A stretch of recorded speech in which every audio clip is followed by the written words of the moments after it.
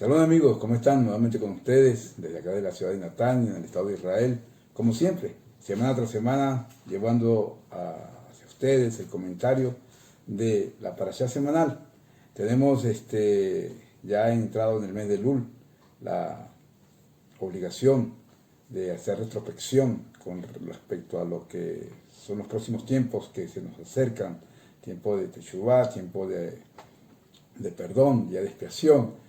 Todas esas cosas nos invitan a reflexionar. Y la parashá Kitavot, que es la parashá que nos corresponde, nos trae una serie de lecciones que nos permiten reflexionar y poder evaluar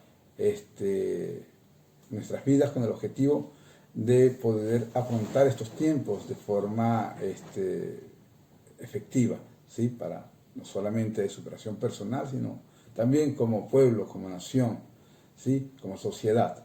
Bien, mis amados, Parashá Kitavot traduce en español cuando vengas o cuando entres, así lo establecen muchas de las traducciones.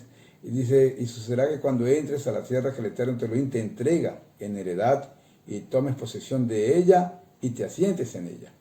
¿Ok? Con este paso iniciamos. Es importante asumir, pues como siempre hacemos énfasis, tratar de llegar hasta el contenido de todo el chat de esta parashat. Vamos a estar avanzando desde este verso 1 del capítulo 26 hasta el verso 8 del capítulo 29. ¿Ok? Entonces vemos aquí en nuestra parashat, en nuestro primer versículo de introducción, que una vez que llegamos a tomar posesión de la tierra y nos asentamos en ella, entonces deberíamos de asumir toda esta serie de mandamientos que vamos a estar observando a lo largo de estos primeros capítulos. ¿Sí? Vamos a entrar primero con lo que es las leyes del Bikurim. El Bikurim es lo que se traduce como primicias, ¿ok? Y tiene que ver con la obligación que tenía Am Israel, el pueblo de Israel, de separar todo el primer fruto de cada árbol con el objetivo de consagrarlo y llevarlo hacia el santuario, ¿okay? Con el objetivo de agradecer al Eterno por las bondades y las bendiciones que había recibido. Bien, entonces vamos a entrar ya en este versículo 2 para hablar sobre estas leyes del Bikurim, y así deberíamos asumir que dentro de este contexto, o esta parashá, pues vamos a estar viendo solamente seis mandamientos. 3 de ellos son positivos y 3 son negativos. Estaremos destacándolos en la medida en que vayamos acercándonos a ellos. Y así empieza el versículo 2. Dice, deberás tomar de lo primero de todos los frutos del suelo que aporte de tu tierra, que el Eterno Elohim te entrega, y los pondrás en un cesto, e irás al lugar que el Eterno Elohim escoja para hacer residir allí su nombre, y vendrás al Cohen que esté en aquellos días, y le dirás, declaro en este día al Eterno Elohim que he entrado a la tierra que el Eterno había jurado a nosotros, a nuestros ancestros, y entregarla a nosotros. Y el Cohen tomará del cesto de tu mano y lo colocará delante del altar del Eterno tu Elohim. Entonces, la ordenanza es sencilla. Era hacer una selección o apartar. Generalmente se hacía a través de una cinta que se colocaba sobre la rama del árbol cuyo fruto madurara primero, y de esta forma se señalaba que este fruto estaba apartado. Una vez que se hacía la recolección de la cosecha, este fruto tenía el estatus de bikurim, de primicia. ¿Okay? Y se hacía así con cada árbol y árbol de los frutos que eran oriundos de la tierra de Israel. Como sabemos, habían 5 tipos de frutas de árbol, y habían 2 tipos de grano, pues, ¿okay? Entonces esos son los 7 frutos que conocemos que son característicos de esta tierra, ¿okay? Entonces sobre estos exige la Torá de forma mejoraz que hay que apartar el bikurim, ¿okay? Entonces, ¿qué es lo que se hacía? había que una vez se apartar con ellos, a los apartados, colocar una cesta y trasladarlo al lugar donde el Eterno colocaba su nombre, es decir, al lugar donde estaba establecido el santuario. Como sabemos, se refiere prácticamente a la ciudad de Jerusalén. ¿Ok? Y ahí deberíamos llevarlo y entregarlo al Cohen que estuviera en aquellos días, es decir, que no tenías tú que escoger, a diferencia de en otras circunstancias, en donde tú pudieras decir a qué Cohen tú determinabas darle la terumá y ese tipo de regalos, mas sin embargo en el Bikurim tú tenías que entregarlo al Cohen que estuviera en ese momento de guardia y recibiera la entrada tu ofrenda. Entonces dentro de esta situación el hombre no tenía cómo escoger a qué Cohen de preferencia tenía que darlo, sino algo que estuviera en ese momento de guardia o de turno para recibir al oferente. Entonces este Cohen retiraba o recibía de tus manos esta cesta y la colocaba delante del altar del Eterno. Y ahí vemos entonces lo que viene acá a considerarse la primera misbah, que es la declaración del Bikurim. La declaración del Bikurim es, aparte de haber declarado que había entrado a la tierra que el Eterno había jurado de tus ancestros, y por lo tanto traías este presente, esta ofrenda, decía que el verso 5 habla sobre la forma, el contenido, que había que decirlo de forma meforaza, así como está escrito aquí, había que expresarlo delante del Eterno. ¿Ok?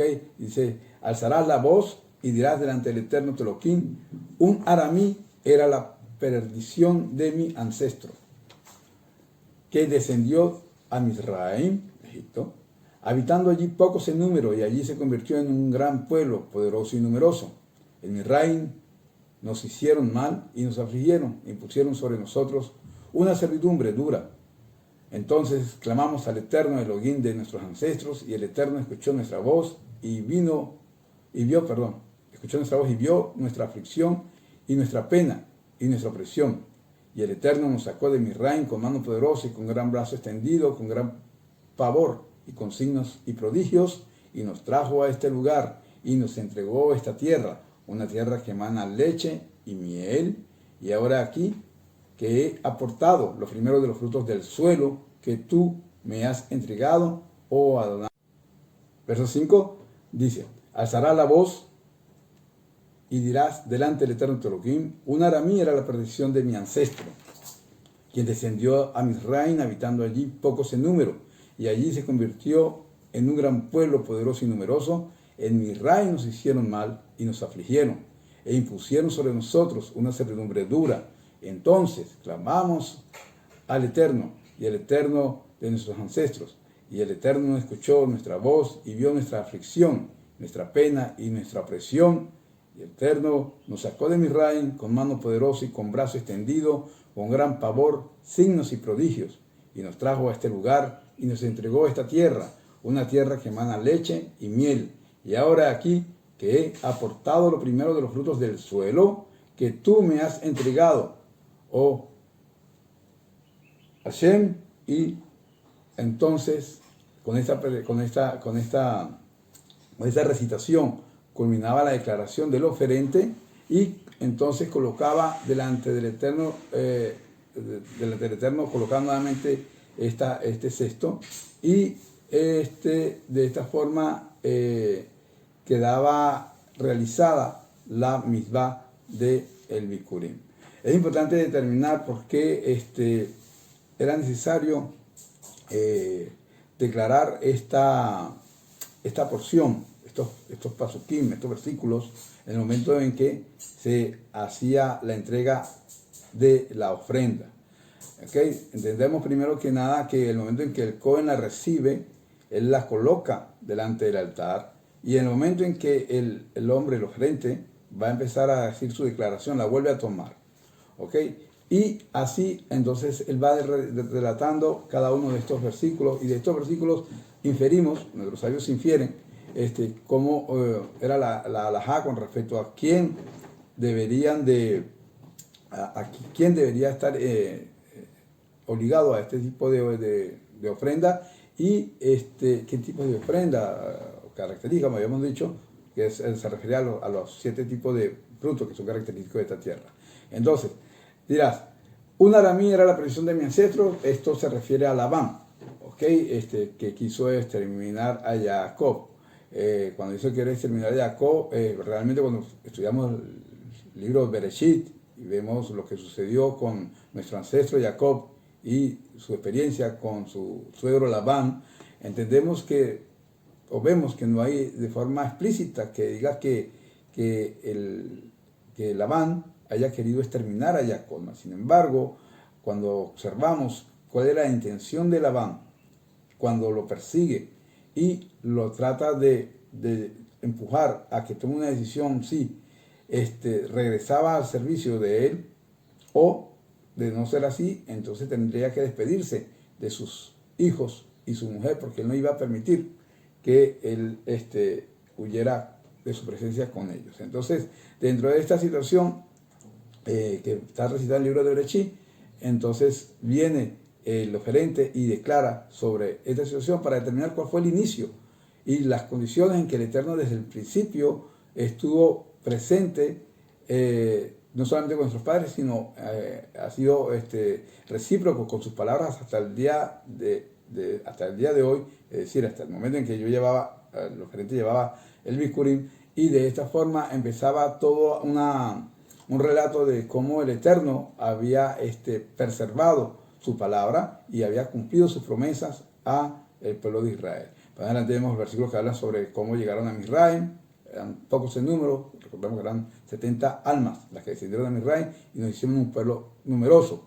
Y viene a relatar la forma como nos explotaron, como nos dejaron y como nos afligieron en la tierra de Misraim, y para venir a destacar posteriormente la forma en que el Eterno nos sacó de Misraim de una forma milagrosa, maravillosa, ¿ok?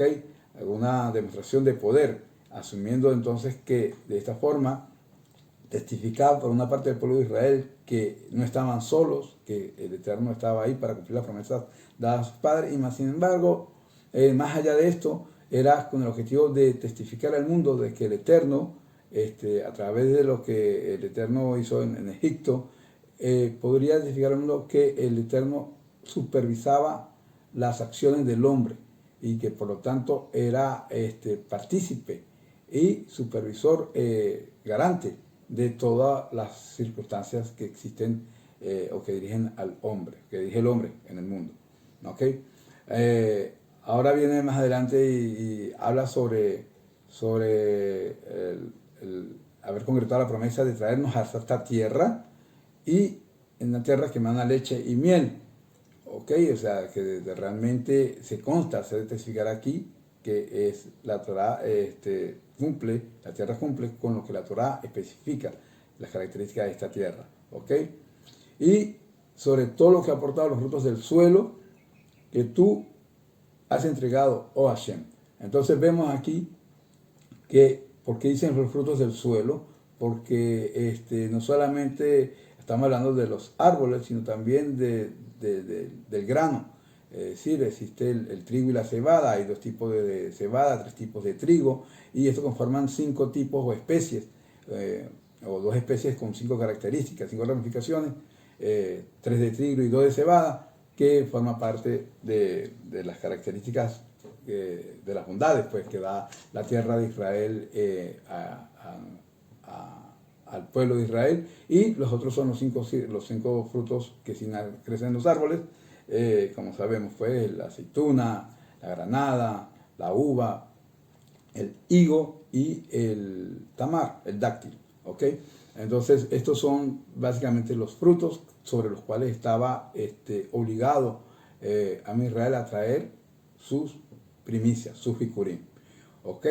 Entonces, cuando el Cohen recibía esta cesta, hacía la tenufá, que es, como sabemos, el movimiento hacia los 4 puntos cardinales con el objetivo de determinar de que eso estaba siendo recibido hacia el Eterno. Lo mismo hacía el oferente cuando tomaba otra vez frente al altar, tomaba nuevamente la cesta con el objetivo de decir esta declaración, y el movimiento de Tenufá se mantenía, hasta que posteriormente, una vez terminada su declaración, era colocada otra vez sobre las manos del Cohen. ¿Ok?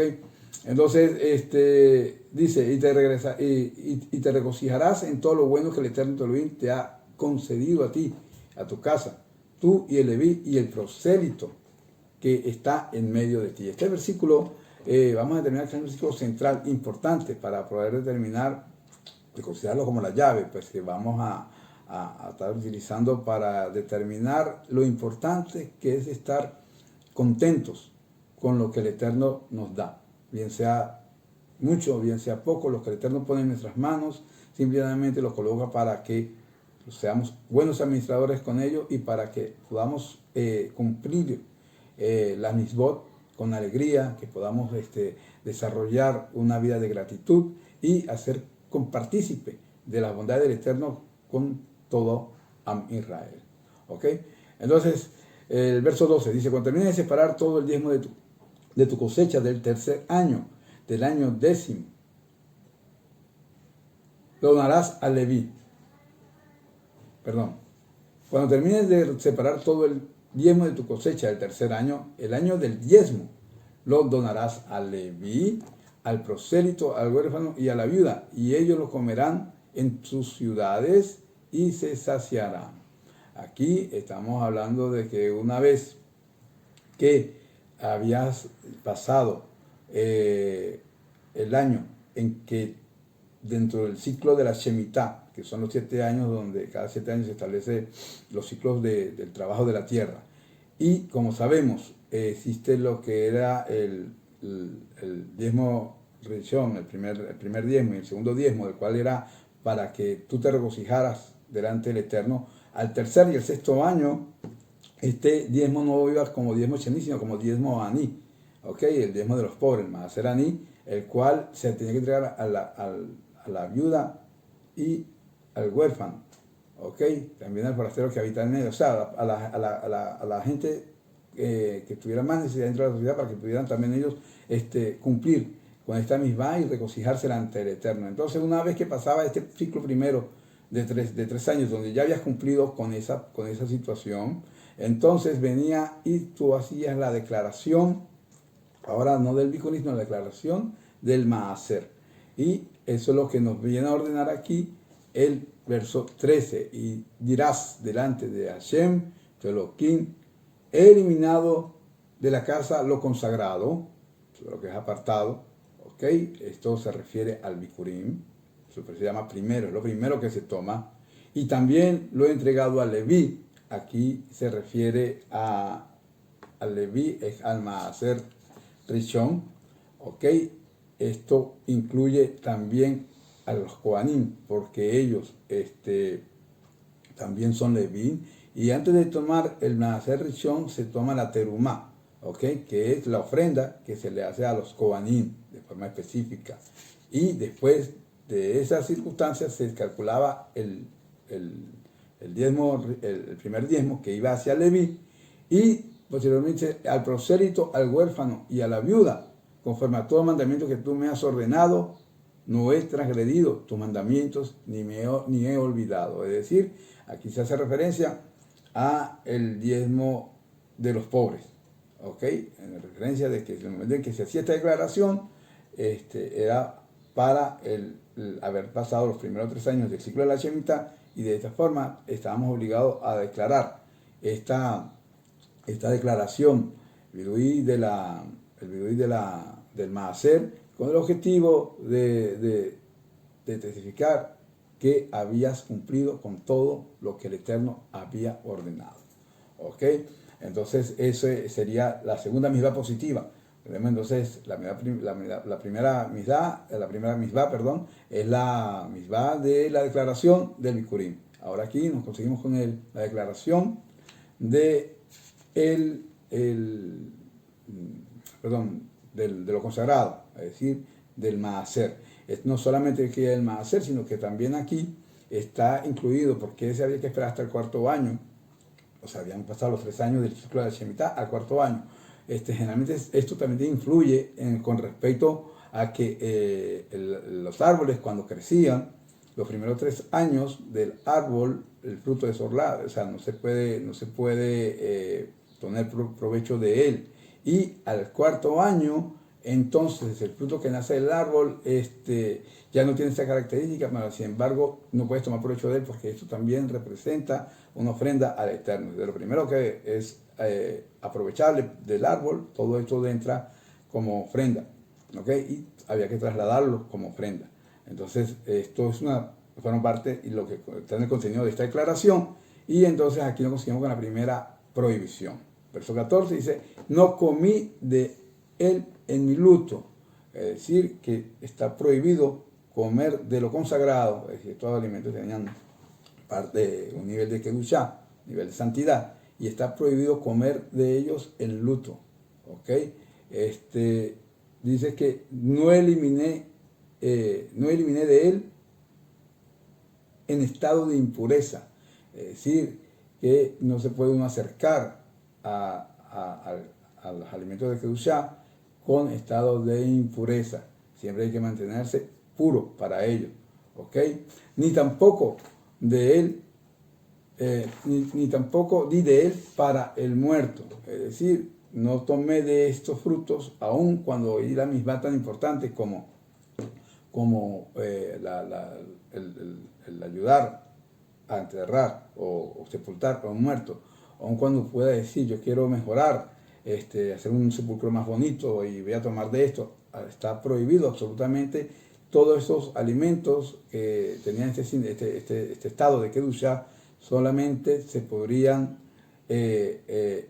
utilizar para lo que era solamente establecido con este objetivo, y está prohibido hacer o tomar uso de ello que no fuera en las condiciones en que la Torah lo describe aquí. En estado de luto, porque generalmente tú tienes que comer esto en estado de alegría.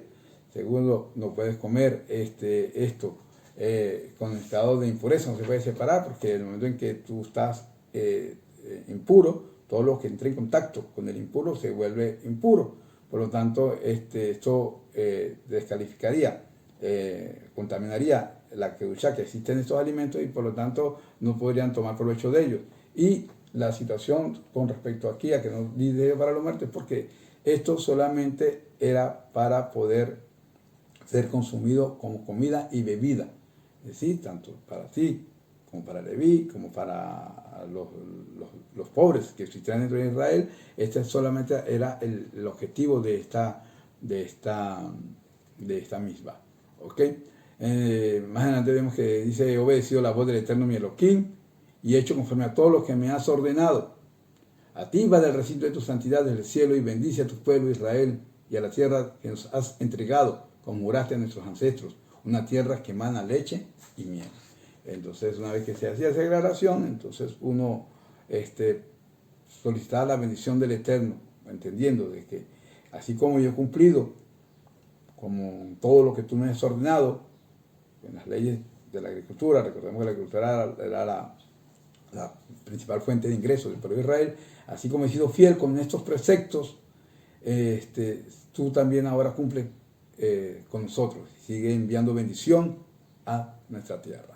Entonces dicen esos sabios que una vez que cada hombre llegaba a colocar su ofrenda, en el caso de los bikurim, en el santuario, salía una voz que decía que así sea concedido para el año siguiente. Entonces existe esa ley donde se establece que en la medida en que somos fieles con las cosas que el Eterno nos ordena, de esa forma el Eterno será fiel con todo lo que está establecido en la Torah.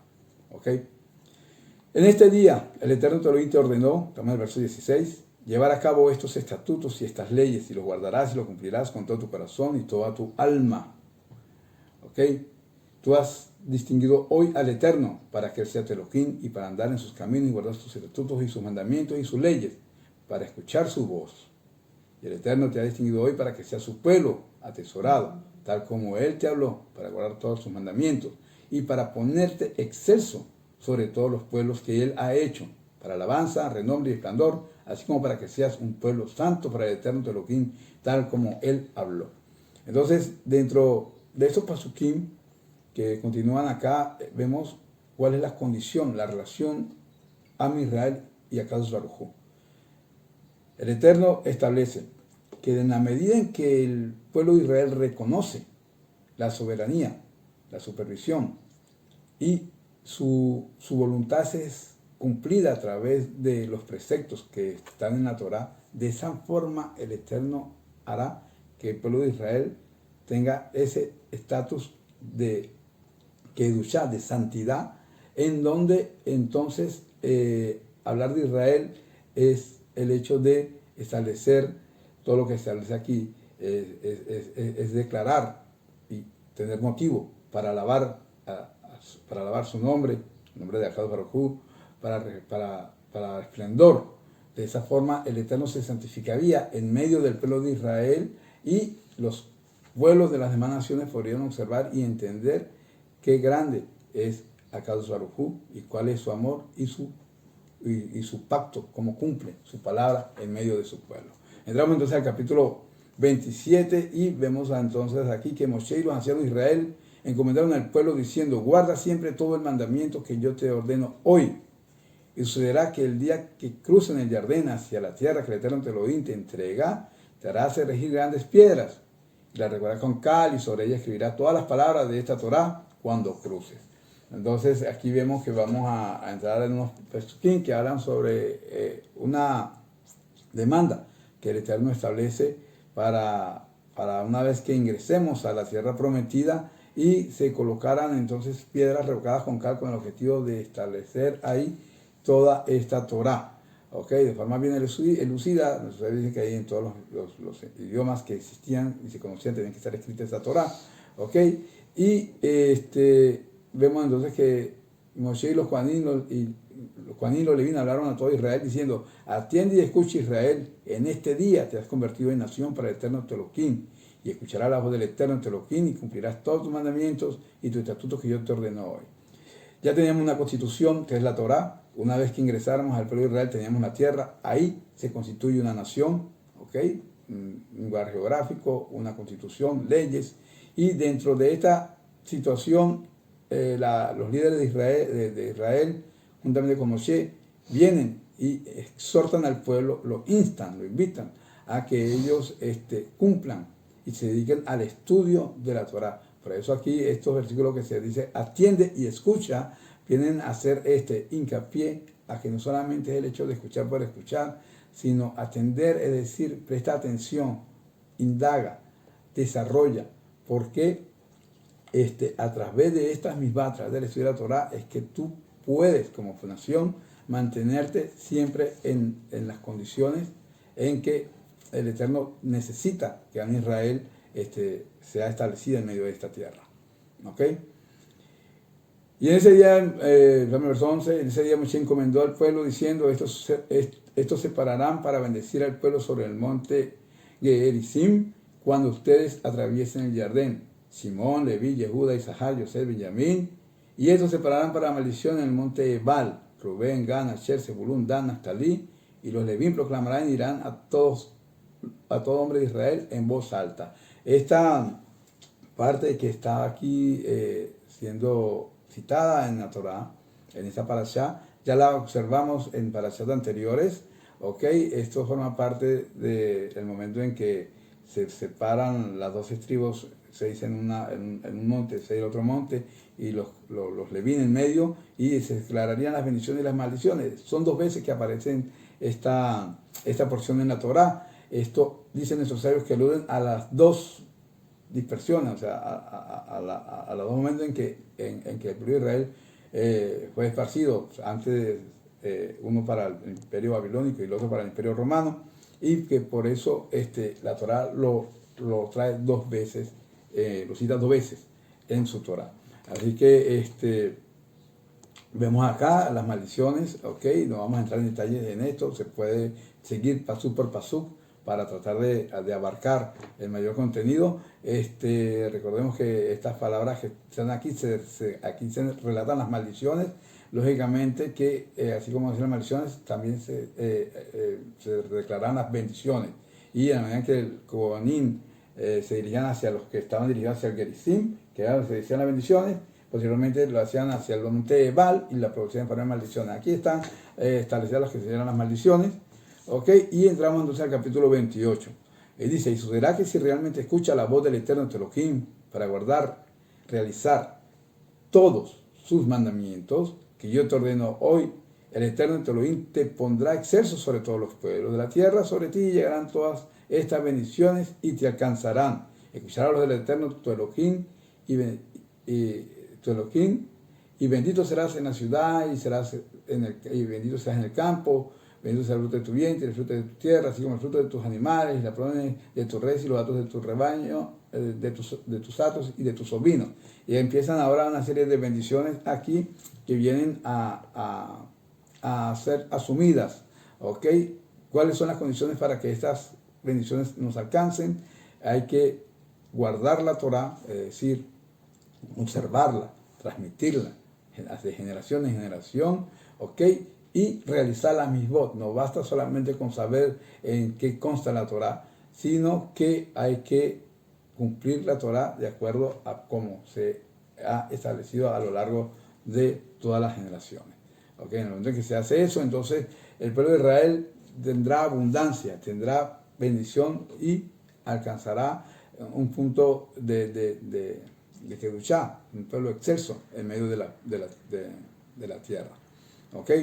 El verso 9, dice el verso 9 del capítulo 28, el Eterno te establecerá como pueblo consagrado para Él, tal como te juró, si guardas los mandamientos del Eterno tu Elohim y andas en sus caminos. Aquí tenemos la tercera misbah positiva, que es emular los caminos de Akadosh Baruj Hu, es decir, ser consecuente con los valores que el Eterno nos ha transmitido a lo largo a lo largo del contenido de toda la Torah. No solamente estamos hablando de la Torah escrita, estamos hablando de la Torah oral, ¿ok? La Torah oral tiene la característica de que no está contenida dentro de un escrito. Sabemos los 5 libros de la Torah que entregó, o la Torah, los 5 libros que entregó la Torah, que son los que nos entregó Moshe Rabenu, ¿ok? Mas sin embargo, la Torah que nos entregó Moshe Rabenu abarca mucho más allá de todo esto. La tradición oral que explica y conjuga cómo se puede complementar y cumplir con esta Torah. Entonces, son dos cuerpos dentro de la Torah, ¿okay? Uno en forma escrita, otro en forma oral, y ellos se complementan con el objetivo de poder entender y emular las acciones de Akadosh Baruj Hu. ¿Ok? Esto hará que todas las naciones te verán y harán que el nombre del Eterno sea invocado en ti y sentirán temor de ti. ¿Ok? El Eterno te otorgará abundancia de bienes, y en el fruto de tu vientre, y en el fruto de tu animal, y en el fruto del suelo sobre la tierra que el Eterno te lo juró ante tus ancestros entregarte. ¿Ok? Y aquí continúa una serie de bendiciones que están condicionadas, como decíamos, de acuerdo a nuestra obediencia, nuestro cumplimiento respecto a esta Torah. ¿Ok? Bien, el verso 15 dice, pero sucederá que si no escuchas la voz del Eterno, tu Elohim, para guardar y realizar todos sus mandamientos y sus estatutos que yo te ordeno hoy, entonces vendrán sobre ti todas estas maldiciones y te darán alcance. Y entonces viene de forma negativa todas las bendiciones que acabamos de ver en los versículos anteriores, ahora en forma de maldiciones. Y no solamente estas cantidades, sino que incrementan hasta el punto de que determina una serie de circunstancias tristes, circunstancias que afligirían a nuestro pueblo a lo largo de la historia, siempre y cuando no cumpliéramos con la Torah conforme se había establecido. Entonces, todos estos versículos que vienen a lo largo de este capítulo, a partir de este versículo 15, entonces vemos las circunstancias que dentro del pacto que el Eterno estaba estableciendo con Israel vendrían a estar surgiendo dentro de nuestro pueblo. ¿Okay? Y así ha sido. A lo largo de la historia hemos visto cómo lamentablemente en el momento en que hemos descuidado nuestra responsabilidad con la Torah, hemos pagado con creces circunstancias que nos invitan a reflexionar en tiempos como estos, como decíamos en nuestra introducción, porque realmente el destino del pueblo de Israel está en la mano de cada uno de nosotros, en la medida en que asumimos responsabilidad y no podemos pretender asumir que nuestro hermano asume responsabilidad si no asumimos primeramente nosotros. En el momento en que cada persona de forma individual asume la responsabilidad con respecto a la Torah, esto lógicamente va a promover, va a invitar, va a desarrollar que de esta forma se pueda ir desarrollar el espíritu de la Torah en medio de todo el pueblo, siempre y cuando sea con espíritu positivo. ¿Ok? ¿Cuál es ese espíritu positivo? Dice que había que servir al Eterno con alegría, y eso es lo que vamos a estar observando acá. ¿Ok? Dentro de estas situaciones de los mandamientos, por un lado, y las maldiciones, por otro lado, tenemos a entender qué es lo que se busca en medio de todo esto, y aquí es donde vamos a tratar de resumir. Estas leyes, cuando hablamos de la Torah, son entregadas al pueblo de Israel para que establezcan jueces y que se rijan los jueces a través de estas leyes con el objetivo de resguardar y hacer cumplir la Torah en medio del pueblo y de esta forma hacer un pueblo próspero, un pueblo que dignifique el compromiso que tiene con el Creador. De esta forma, entonces los jueces estarían estableciendo cada una y una de las observancias para tratar de perseguir justicia en medio del pueblo de acuerdo con lo que la Torah establece. Mas, sin embargo, entendemos que los jueces no pueden ir más allá de lo que no tiene evidencia, de lo que no existe cómo proceder a establecer un juicio cuando se carece de los elementos básicos para estos procedimientos legales. Entonces, cuando la mano de la justicia se escapa dentro de lo que es la responsabilidad de los jueces, la responsabilidad de nosotros como hombres de determinar el cumplimiento de la Torah, porque entendemos que en el comportamiento humano, lamentablemente, observamos hay veces cuán bajo podemos caer. Hay veces al tratar de hacer algo entendiendo de que si no hay nadie que me vea, si no hay nada que me comprometa, entonces me puedo yo ver libre de poder inclinarme hacia esa mala intención, hacia esa mala inclinación, y de esta forma poder burlar el sistema de justicia. Para estas circunstancias es que el Eterno establece estos complementos de las maldiciones, porque las maldiciones vienen a alcanzar, vienen a hacer alcanzar el brazo de la justicia más allá de lo que es designado al hombre, a los jueces, y viene a establecer que aun cuando el hombre actúe en sumo resguardo de observar de que él no se vaya a colocar en una situación donde tenga que establecer y responder ante la justicia de la sociedad, entonces el Eterno, que supervisa la acción del hombre y entiende cuál es la condición del hombre, de él no escapa. Y entonces dentro de esta situación, entonces viene el tribunal celestial y alcanza al hombre, alcanza a la sociedad, alcanza al pueblo, y de esta forma la justicia del Eterno se establece. Esa es la razón por la cual las maldiciones vienen a complementar el sistema de misbot, de mandamientos que establecen nuestra Torah, y viene a ser parte de ella en función de que a través de estas advertencias, a través de esta situación, podamos mantenernos en la línea de pacto que el Eterno estableció. Entonces, bien, dice, ¿por qué entraremos en esta situación de maldiciones? Porque no escuchaste la voz del Eterno tu Elohim para guardar sus mandamientos. Aquí estamos en el verso 45, en la parte final. ¿Ok? Dice, porque no escuchaste la voz del Eterno tu Elohim para guardar sus mandamientos y sus estatutos que el Eterno ha ordenado.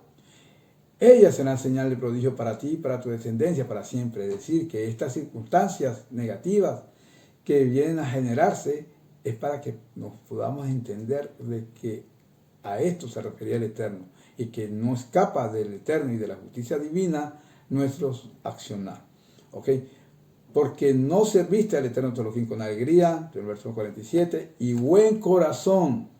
Entonces es importante determinar que cuando usemos una misbah tenemos que tener la motivación correcta.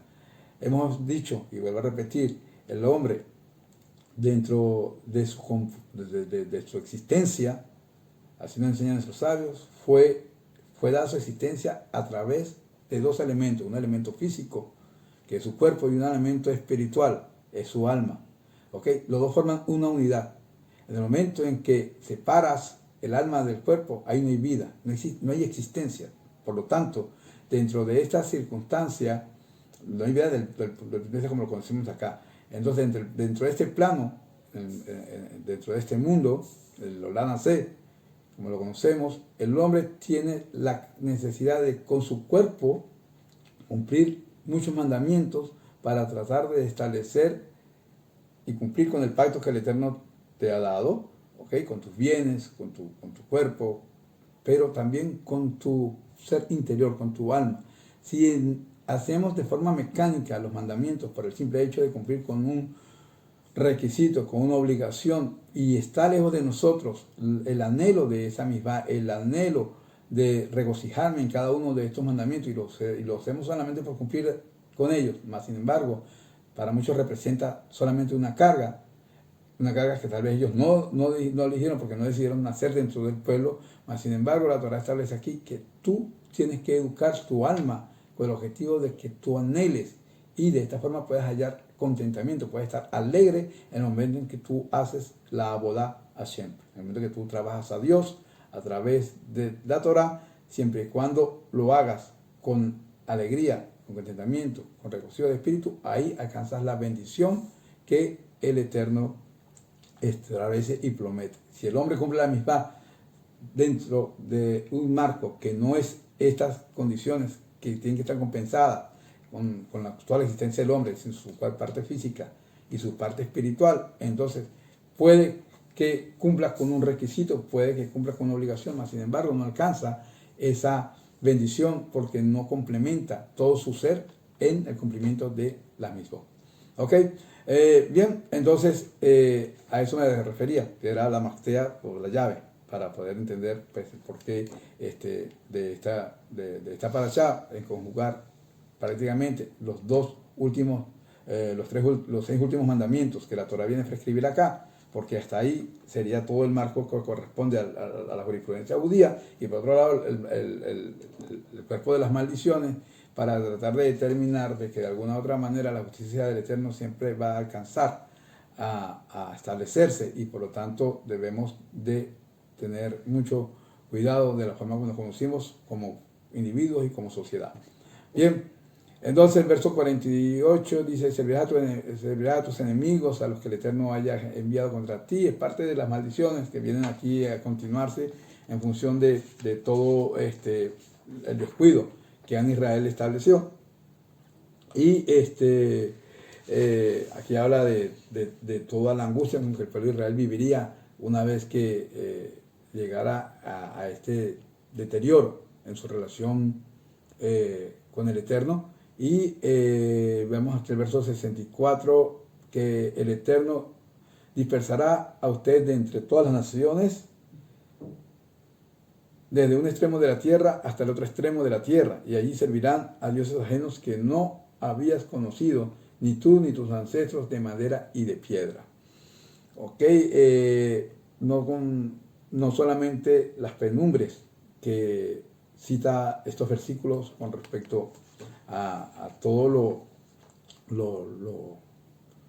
lo que acontecería al pueblo de Israel y que aconteció a lo largo de la historia, cada vez que nos apartamos de nuestro pacto, de nuestro compromiso con Akadosh Baruj Hu, nos habla el Eterno que seríamos llevados a otras naciones, seríamos deportados, perderíamos nuestra tierra, perderíamos incluso nuestra condición de espiritual, al llegar incluso a imitar a Bodá Sará, dioses que no conocimos, dioses de madera y de piedra, y todo, como hemos dicho otras veces, madera y piedra existen muchos tipos de idolatría, sin embargo nuestros sabios consideran que al hablar de madera hablan del cristianismo, al hablar de piedra hablan del Islam. Entendamos que esto, no vamos a entrar en detalles con respecto a esto, no es que se considere abodazará respecto a esto, mas sin embargo las nubes que giran alrededor de estas religiones, lógicamente que permiten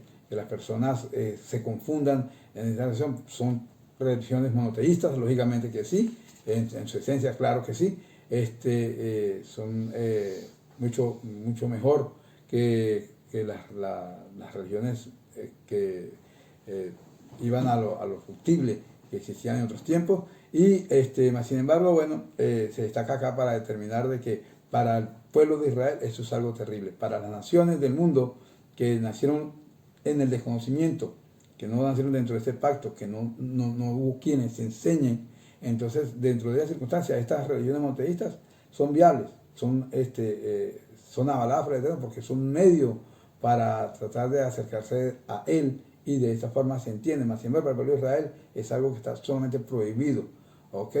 Entonces es algo que hay que entender, ¿ok? Tanto nosotros como pueblo y las naciones como naciones, de entender de que Israel tiene un compromiso, y muchas veces estas religiones, buscando tal vez hacer parte de lo que ellos consideran sus funciones, tratan de hacer su proselitismo con nuestro pueblo, y eso es algo que no se le considera como justicia, porque para el pueblo de Israel eso está sumamente prohibido.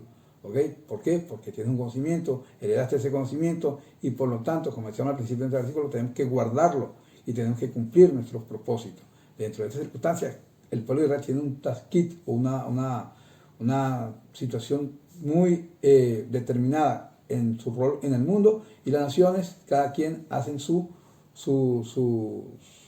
rol y ejecutan su rol de acuerdo a lo que se le es asignado a cada uno, de acuerdo al propósito como el Eterno rige el mundo, ¿okay? Así rige las naciones del mundo. Aquí, bueno, y entre aquel pueblo no harás sosiego ni tendrás reposo para la planta de tu pie. Y allí, bueno, continúa la Torá haciendo sobre la situación. El verso 67 dice que, y en la mañana dirás que me diera la noche, y en la noche dirás que me diera la mañana, a causa del pavor de tu corazón con el que te aterrorizarás, y de la visión que tus ojos contemplan. Esto está más que literal acá. Hemos asumido a lo largo de la historia circunstancias que tenemos que recordar, porque no podemos olvidarla. Forma parte de nuestra instrucción, forma parte de nuestro proceso, y pues no al ir incluso a la historia contemporánea, que es muy lejos, podemos observar cada condiciones que pudimos vivir en circunstancias totalmente lamentables. ¿Ok?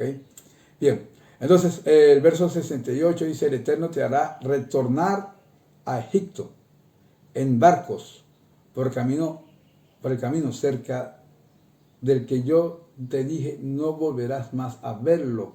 Ahí ustedes se venderán a sus enemigos como esclavos y esclavas, pero no habrá comprador. ¿Ok? Aquí esto se refiere y hace énfasis, y aquí nuestros sabios dicen que esta segunda exposición habla sobre lo que sería la dispersión a través del Imperio Romano. ¿Ok? Porque después que el Imperio Romano sacó al pueblo judío, el pueblo de Israel de aquí, hace más de 2000 años, ¿ok? Se incrementó la oferta de esclavos en el mundo, y entonces los romanos, al ver que no tenían cabida dentro del mercado, habían bajado considerablemente los precios de los esclavos, y ya pues debería ser tan atractivo venderlos para obtener un beneficio. Entonces ellos lo hicieron llegar en barco hacia Egipto, y ahí se cumpliría esta profecía. ¿Ok? ¿Por qué? Porque no habría quien los comprara. Entonces, dentro de la tierra de Israel a la tierra de Egipto no hay que trasladarse en barco. Entonces nuestros sabios deducen que a raíz de que fueron llevados a ser vendidos a otras naciones, esto se tuvo que establecer, y con el objetivo de cumplir con esta profecía que está acá. ¿Ok? Y no habrá compradores, es decir, que por una parte realmente estaba saturado el mercado de esclavos, y por otro lado, pues la gente no quería esclavizar hebreos, sino querían exterminarlos. Entonces, ahí se contempla esta situación.